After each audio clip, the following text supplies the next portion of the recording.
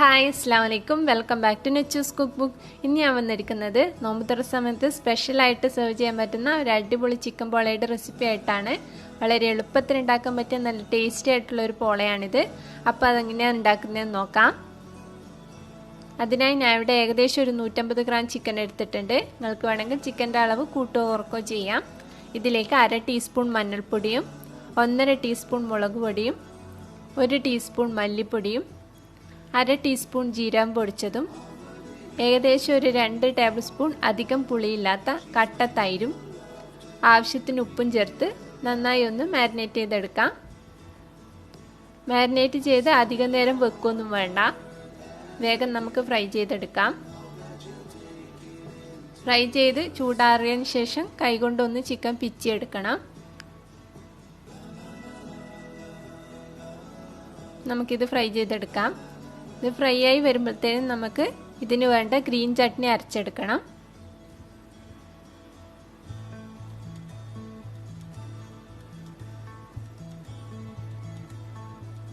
അതിനായി ഞാൻ ഇവിടെ ഒരു കൈപ്പിടി മല്ലിയിലയും ഒരു കൈപ്പിടി പുതിനയിലയും ഒരു കഷ്ണം ഇഞ്ചിയും 2 പച്ചമുളകും 1/4 കപ്പ് തൈരും ആവശ്യത്തിന് ഉപ്പും എടുത്തിട്ടുണ്ട്.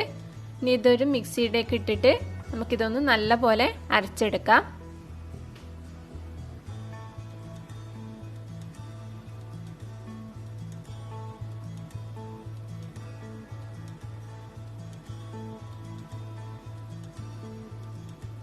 നന്നായി അരച്ചെടുത്തിട്ടുണ്ട്. ഇതുപോലെ ആവണം. നമുക്കിതൊരു ബൗളിലേക്ക് മാറ്റി കൊടുക്കാം. ഇനി നമുക്ക് പോളയ്ക്ക് വേണ്ടിയിട്ടുള്ള ചിക്കൻ ഫില്ലിങ് തയ്യാറാക്കാം. അതിനായി പിച്ചെടുത്ത ചിക്കനിലേക്ക് ഒരു മീഡിയം സൈസ് സവാള സ്മോൾ ക്യൂബ്സായി കട്ട് ചെയ്തതും ഒരു തക്കാളി ക്യൂബ്സായി കട്ട് ചെയ്തതും 1/2 കഷ്ണം ക്യാപ്സിക്കം ചെറുതായി മുറിച്ചതും കൂടി ചേർത്ത് നന്നായി ഒന്ന് മിക്സ് ചെയ്തെടുക്കണം.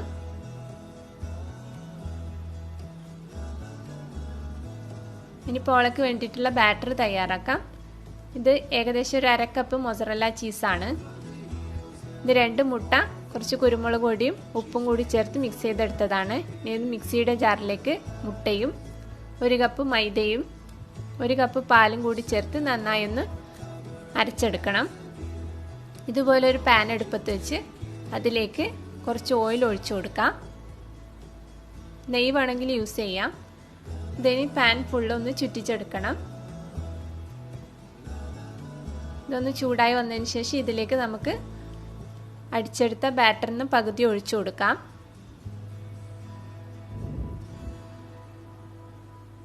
ഏകദേശം ഒരു 5 മിനിറ്റ് ഇതൊന്ന് അടച്ചു വെച്ച് മീഡിയം ഫ്ലെയിമിൽ വേവിച്ചെടുക്കണം.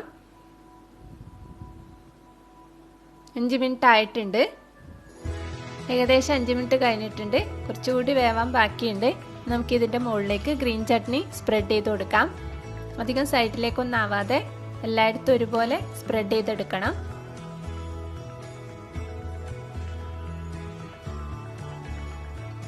ഇനി ഇതിൻ്റെ മുകളിലേക്ക് നമുക്ക് ചിക്കൻ ഫില്ലിങ് ഇട്ട് കൊടുക്കാം. ഫില്ലിങ് കുറച്ചധികം ഇട്ട് കൊടുത്താലും പ്രശ്നമൊന്നുമില്ല, ടേസ്റ്റ് കൂടുന്നേ ഉള്ളൂ. ഇല്ലെങ്കിൽ ബാറ്ററിൻ്റെ ടേസ്റ്റ് ആയിരിക്കും മുന്നിട്ട് നിൽക്കുക. ഇതിൽ നിന്ന് കുറച്ചെടുത്ത് മാറ്റി വെക്കണം, ലാസ്റ്റ് നമുക്ക് ടോപ്പിലിടാൻ വേണ്ടിയിട്ട്.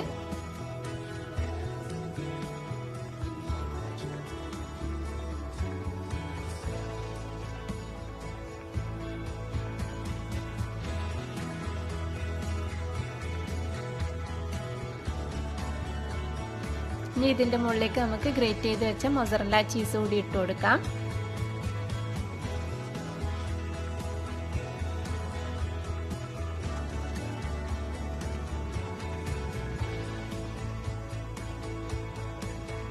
അതിനുശേഷം ബാക്കിയുള്ള ബാറ്റർ കൂടി ഇതുപോലെ ആദ്യം സൈഡ് ഫുള്ള് കവറായിട്ട് ഉള്ളിലേക്ക് ഒഴിച്ചു കൊടുക്കണം. ഫുള്ള് കവർ ചെയ്തെടുക്കണം. ഇനി ഇതൊരു 10-15 മിനിറ്റ് വരെ മീഡിയം ഫ്ലെയിമിലൊന്ന് വേവിച്ചെടുക്കാം. ഏകദേശം 10 മിനിറ്റ് ആയിട്ടുണ്ട്. ഇനി ഇതിലേക്ക് നേരത്തെ മാറ്റി വെച്ച ബാക്കി ഫില്ലിങ് കൂടി ഇട്ട് കൊടുത്ത് ഒരു 10 മിനിറ്റ് കൂടി അടച്ചു വെച്ച് വേവിക്കണം.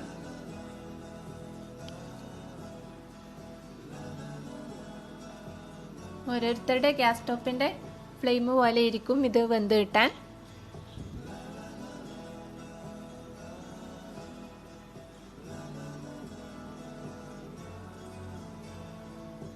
10 മിനിറ്റ് കഴിഞ്ഞിട്ടുണ്ട്. വെന്തിട്ടുണ്ടോ എന്നറിയാൻ ഇതുപോലെ നമുക്കൊരു സ്റ്റിക്ക് കൊണ്ട് കുത്തി നോക്കിയാൽ മതി. ആയിട്ടുണ്ട്. ഇനി ഇതൊരു പാനിലേക്ക് നമുക്ക് തിരിച്ചിട്ട് കൊടുക്കാം. ഇതിനി ഒരു 5 മിനിറ്റ് കൂടി മീഡിയം ഫ്ലെയിമിൽ കുക്ക് ചെയ്തെടുക്കണം. അങ്ങനെ നമ്മൾ ടേസ്റ്റി ആയിട്ടുള്ള പോള റെഡി ആയിട്ടുണ്ട്. എല്ലാവരും ഒന്ന് ട്രൈ ചെയ്ത് നോക്കുക. റെസിപ്പി ഇഷ്ടമായാൽ ലൈക്ക് ചെയ്യാനും ഷെയർ ചെയ്യാനും കമൻറ്റ് ചെയ്യാനും മറക്കരുത്.